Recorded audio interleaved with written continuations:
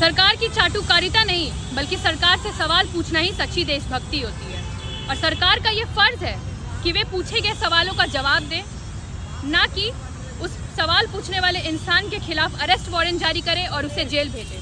नमस्कार, मैं सलोनी राज, पूर्व महासचिव पटना विश्वविद्यालय छात्र संघ। बिहार और विश्वविद्यालय के छात्रों को आवाज़ को बुलंद करने वाले छात्र नेता उसामा खुर्शीद को जिस तरीके से 2022 अग्निवीर आंदोलन में सवाल पूछने और आवाज़ उठाने के कारण 2026 में गिरफ्तार किया गया है, वो बेहद चिंताजनक है। 2022 अग्निवीर आंदोलन से लेकर 2026 तक छात्रों के मुद्दों को उठाना और सरकार की नाकामियों को उजागर करना शायद सरकार में बैठे कुछ लोगों को मंजूर नहीं था, और इसी का परिणाम है कि आज उन पर धारा 307 अटेम्प्ट टू मर्डर के तहत गिरफ्तार कर लिया गया, वो भी बिना किसी अरेस्ट वारंट का।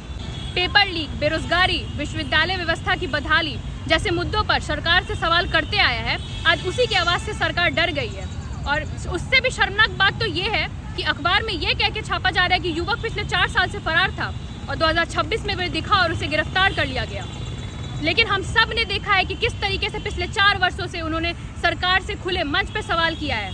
लगातार महामहिम से भी उन्होंने मुलाकात करके छात्रों के मुद्दे पे बात किया है। पिछले 2 वर्षों से तो उन्होंने विश्वविद्यालय चुनाव में अपने उम्मीदवारों को प्रचंड जीत भी दिलाई है, और यही संयोग और समर्थन देखकर सरकार डर गई है, और यही राजनीतिक आक्रोश के कारण उन्हें हिरासत में ले लिया गया है, ताकि बिहार की सरकार ये बता सके कि जब कोई छात्र और युवा सरकार से सवाल करेगा तो उन्हें केस और मुकदमे का सामना करना पड़ेगा।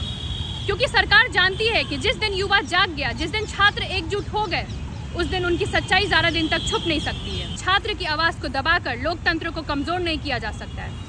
छात्र पहले भी अपने अधिकारों के लिए लड़ते आए थे और आगे भी अपने अधिकारों के लिए लड़ते रहेंगे। आज बाबा साहब की प्रतिमा के सामने खड़े होकर हम ये सरकार से मांग करते हैं कि उन्हें जल्द से जल्द रिहा किया जाए।